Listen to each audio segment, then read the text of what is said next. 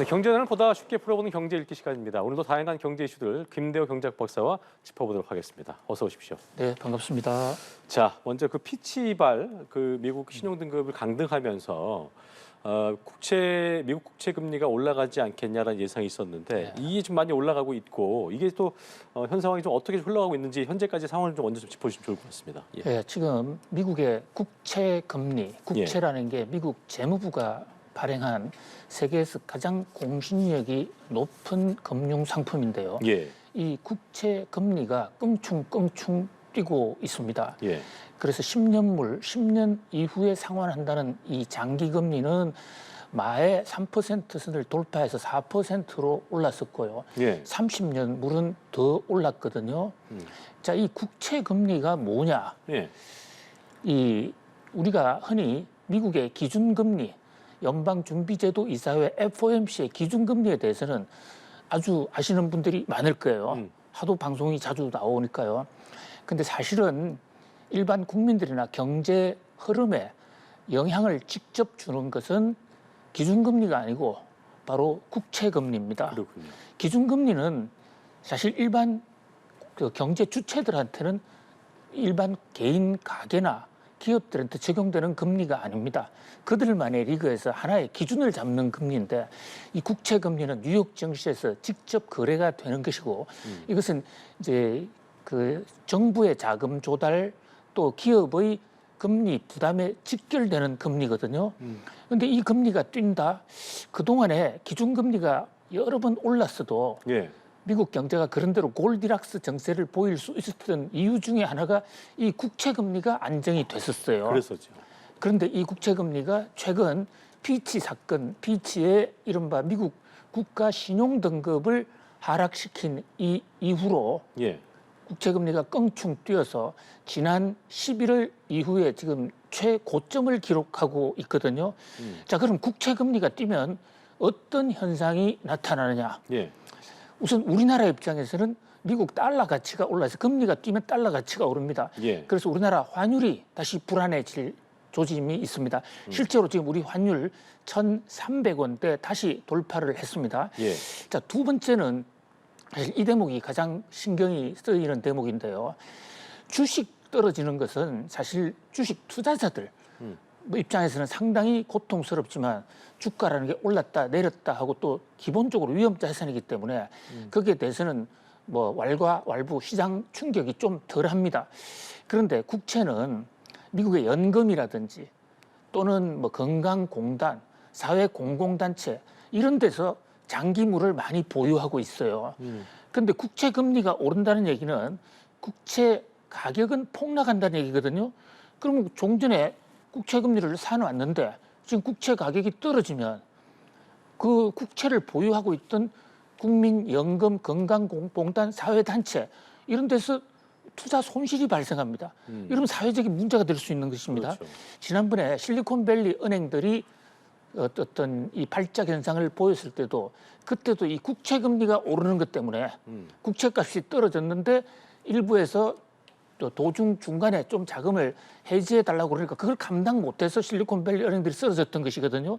이게 실리콘밸리 은행 하나가 아니라 미국 사회 전반으로 확산될 수 있다. 지금 주가는 피치가 이 신용 등급을 떨어뜨린 이후에 주가 하락폭은 별로 크지가 않습니다. 크진 않죠.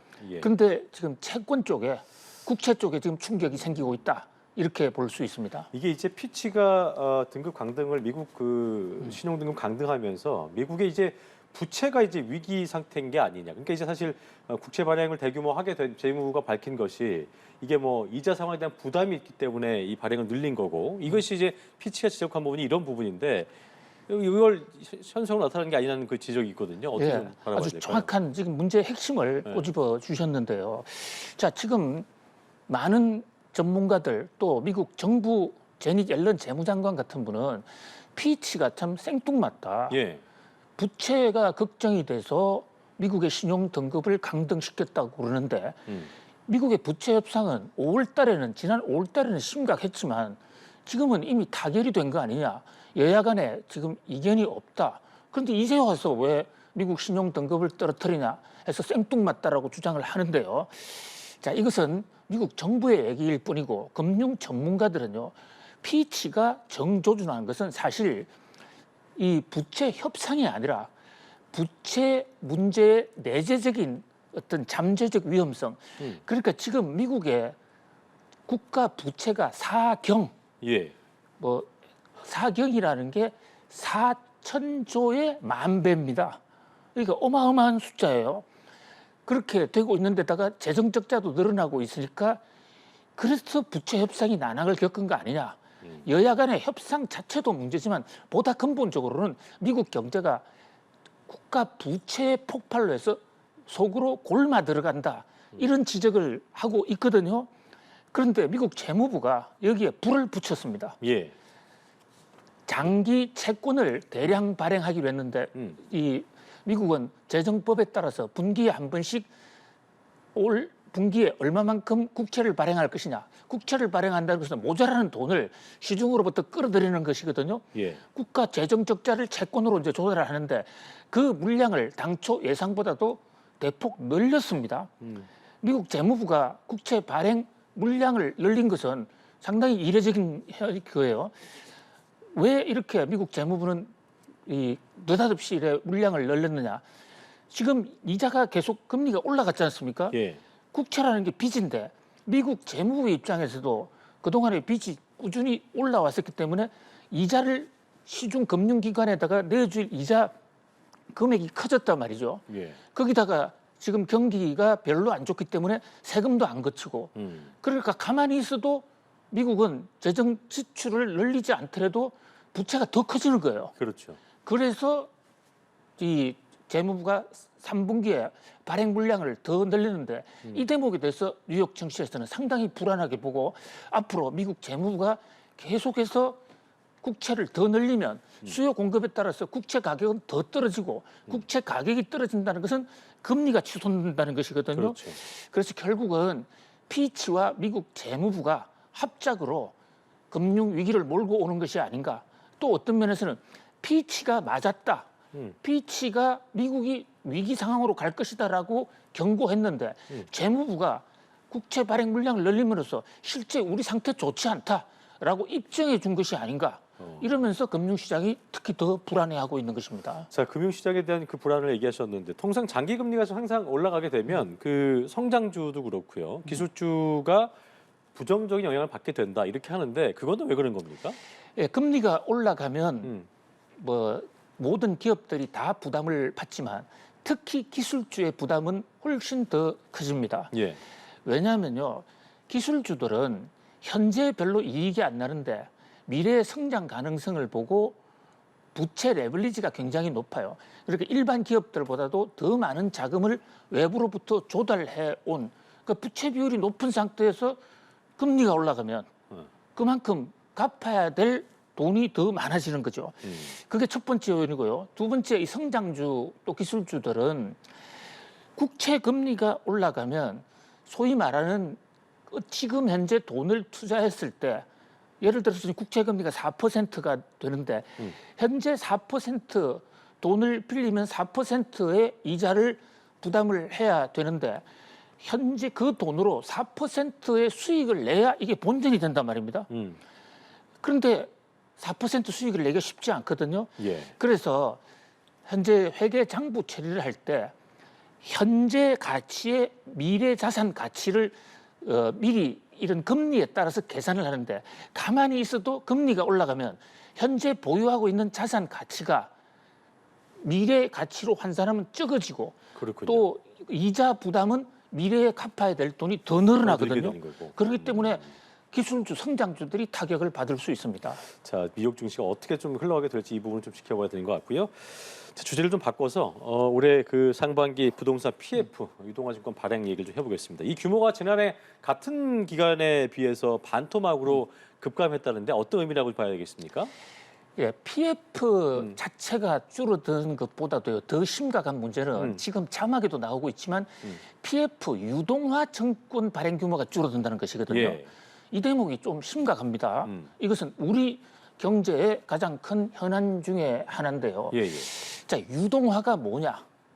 딱딱한 고체를 액체로 만든다. 이게 자연과학의 용어 리퀴다이제이션, 액체화 시킨다 이런 얘기인데 PF 대출이나 이런 부동산 관련 대출은 대출 기간이 굉장히 장기예요. 예. 30년, 뭐 미국 같은 경우 100년짜리도 있습니다. 그러면 당장 급하니까 어느 정권사가 돈을 빌려줍니다. 부동산 사업자한테요. 그것을 이제 PF 대출이라고 그러거든요. 예. 근데 정권사는 그 100년 동안 그것을 그 건물 다 지을 때까지 30년 동안 기다릴 수가 없지 않습니까? 그것을 시중에 정권으로 만들어서 파는 거, 시중에 돈을 굴린다. 이래서 PF 유동화라고 그럽니다. 그러면 정권으로 만들어서 굴리면 거기서 주식을 파는 것처럼 거기서 돈을 흡수해서 그 돈으로 위기를 수습하고 또 그 돈으로 정권사가 또 다른 PF 대출을 해줄 수가 있거든요. 그런데 지금 유동화가 막혀버렸어요. 왜냐? 뭐 최근에 부동산 경기가 안 좋은 것도 있지만 예. 가장 최근에 지금 이 무량판 대란입니다. 무량판이라는 게 대들보 없이 지금 건물을 지었는데 철근을 누락해서 건물이 무너질 위험이 있다.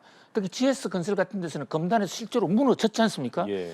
그런데 거기에 돈을 대출해주고 지금 채권을 갖고 있는 돈 받을 권리를 갖고 있는 정권사들이 바로 유동화를 통해서 시중에 자금을 조달해 와야 되는데 예. 어느 누구도 이게 무량판 구조 때문에 만약에 아파트가 무너지거나 전면 새로 짓는다면 그 채권 자체가 부실화 돈을 돌려 못 받을 가능성이 있거든요. 그러니까요. 그래서 너도 나도 이 정권사나 각 금융기관이 발행하는 PF 유동화 정권을 아무도 살려고 하지 않는 것입니다.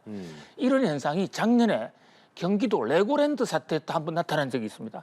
레고랜드 김진태 지사가 우리 그랬었죠. 돈 못 줘. 이러니까 그때도 유동성이 막혔거든요. 자, 그러면 이것은 부동산 문제가 아니고요.